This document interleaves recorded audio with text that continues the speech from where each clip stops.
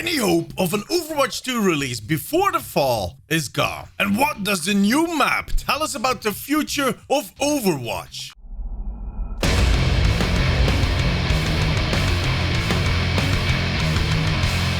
Welcome to the Omnic Recap. I am D, and every Sunday we look back at what happened in the past week in Overwatch. Well, it has been an interesting week. We've seen more activity around the game than we've seen in a really long time. So much to discuss. And to be honest, not all of it is good news. Let's dig in. Things already hit the proverbial fan in a good way on Monday. We knew we could expect the new Kanesaki map to be released somewhere in the beginning of January. Jeff told us so. And Jeff wouldn't lie to us, would he? Nah. But what we did not expect is them to do a challenge around that release. Especially since the Lunar New Year event is pretty close. But yeah, the fact that we currently have a challenge that will be running up till January 25th tells us that the Lunar New Year is probably going to start on February 4th. But back to the challenge. On Monday, Blizzard published a blog post, which was actually a letter written by Asa for her husband Toshiro. Hi. Asa and Toshiro both live in Kanesaki at the foot of Shimada Castle. And where they own and run a blade forge. They used to work for the Shimada clan, but as we know, that clan is currently kind of distracted. So a new clan seized power over Kanesaki. It is quite a different style of clan. It basically is a bunch of ears. They abducted Toshiro 8 years ago and are forcing him to forge blades for their clan. But they also abducted him to keep Asa in check. In her letter, Asa writes about how much she misses her husband. And she talks about what has happened in those years in their hometown. How this new Hashimoto clan has been extorting them for almost 12 years. So much time has passed. She looks back at the time when she was a swordsmaster for the Shimada clan. She trained their foot soldiers. And she knows that the Hashimoto clan fears her. So that's why they keep her husband really close. Now this sounds like an extremely good setup for a new hero, right? An old lady that can kick ass. Well, we already got one of those. And she's called Anna. On top of that, Anna and Asa, it would be so confusing. But while I don't see Asa becoming a new hero in Overwatch, she also talks about her daughter. A daughter that was recently gifted a blade made by her father. See where I'm going? And in her letter, Asa mentions rebels that are standing up against the new clan and defending the town. They're also tagging graffiti all over town, depicting that fox. So by that time, everybody and their uncle was convinced that we would get a female Genji in Overwatch 2. That it is the daughter of Asa and that she is fighting the rebels and tagging the whole town to upset that new clan. Which means that she would be confronted by her mom at one point because she's taking up the blade to keep her husband and the town safe from retaliation. But then, a few hours later, Blizzard announced the Kanesaki challenge. To celebrate the release of the map on Tuesday, a new event would be kicked off. That would allow you to get a new icon for winning 3 games, to get sprays for winning 6 games, and if you win 9 games, you get a Hanzo skin? What does Hanzo have to do with this? He left the Shimada clan ages ago. Well, in this skin, he looks a lot older. He's sporting some douchebag glasses, and he actually is wearing a quiver that says Shimada on the belt. Does that mean that Hanzo is back with the clan? Is he the one that is fighting the Hashimoto clan secretly? Did he take art classes, and is he the one tagging up the town? Look. While I know that they needed a hero for that skin and that one of the Shimada brothers was a convenient choice, I don't think the fact that they picked Hanzo is a coincidence. A coinky-dinky. Hanzo might have broken with the clan and their criminal activities, but that doesn't mean he doesn't care about his family honor, their name, and the village he basically grew up in.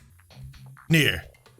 Above. You know, he might actually be involved in this storyline. What if he's the one that is training Asa's daughter? And together they are taking on the town's oppressors. But that still doesn't explain the douchebag classes. What is that? Is he taking on cycling? Skiing maybe? To be honest, all this confusion is most likely due to the fact that they had to kind of postpone BlizzCon. They most likely had a reveal ready, maybe even an animated short that kind of lay out the whole story and which shows us how Hanzo is tied in to all of this. And if we had known all of that, this would have kind of made more sense. On top of that, I really hope that it's not going to be a female Genji. Not only would that be extremely boring, it would also confuse the f*** out of Hanzo. You remind me of someone. I cannot put my finger on it, but he was a little spoiled a-hole that breeds Darth Vader style now. One small thing I want to draw your attention to. In Kanesaki, there's an advertisement right next to the merch shop.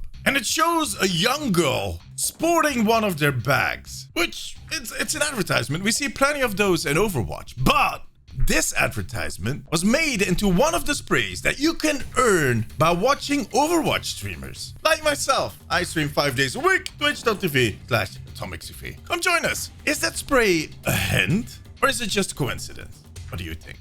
Let me know in the comments. We'll probably learn more about all this at BlizzCon. So the map went live, we got a new challenge, but that was not the only thing that was in this patch. Those balancing changes we saw in that experimental card last week made it into the live game, as we kind of predicted. And that Sigma nerf, where he can only redeploy his shield after 2.5 seconds, well, that is making a lot of people unhappy. And I get it, they really turned Sigma into some kind of Dutch Stropa for leading Orisa. Check this video for more details on those changes. This week, chapter 4 of the Tracer-focused comic London Calling was finally released. I'm not going to spoil too much, but I can tell you, it is definitely building up to something. Forces that remain hidden for now are pushing the world into a new conflict between Omnics and humans, which will be the main storyline for Overwatch 2. That fight in Paris that we got to see during the announcement trailer for Overwatch 2, well, that kind of got ignited right here in this storyline. And again, they're setting us up for some future heroes. It's just not fully clear which of these characters will kind of evolve into a hero and which won't. Anyways, go read it, really. I expect the next chapter, chapter 5, to be released right before BlizzCon.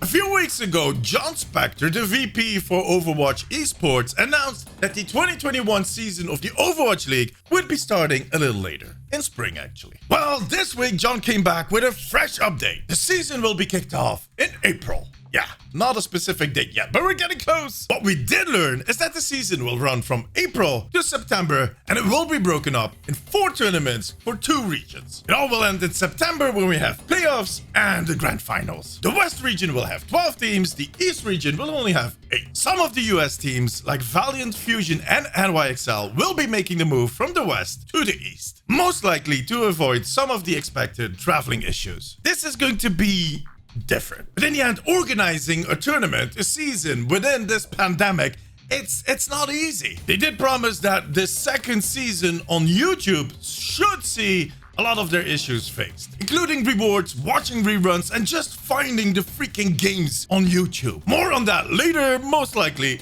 BlizzCon. How many times can I say BlizzCon in one video? Now, what does all of this mean for the release date of Overwatch 2? Some of the community is still hoping to see it released before the summer. Some even dream of a release announcement at BlizzCon. I said it again. But that ship, my friends, has sailed. And it has hit an iceberg. It started to break apart, and all that remains is one door with a lady on top while her boyfriend is at the bottom of the ocean flicking her the frozen finger.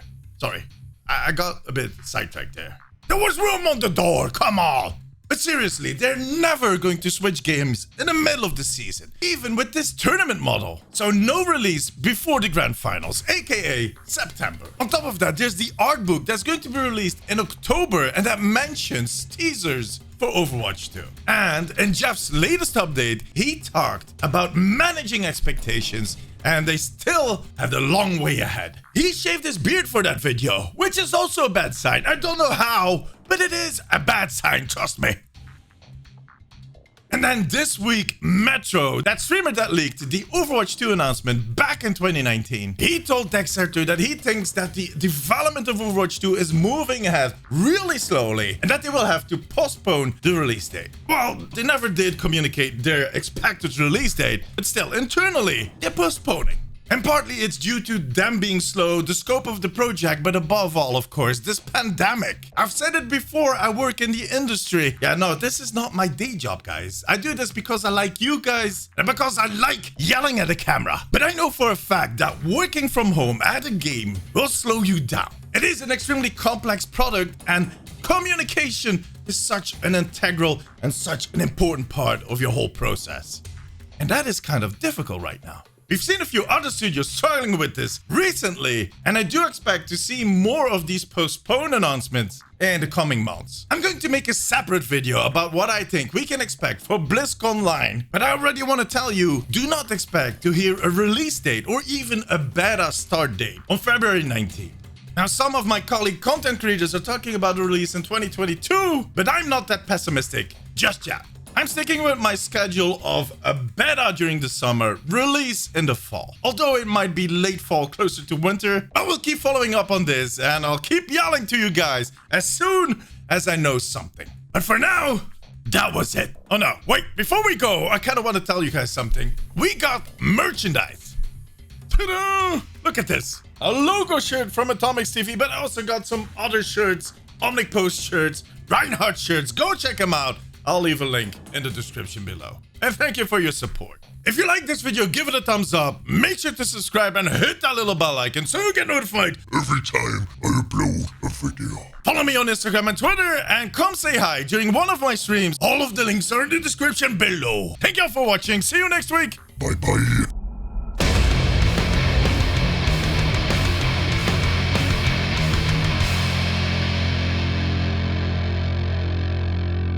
What we did learn is that the season will run.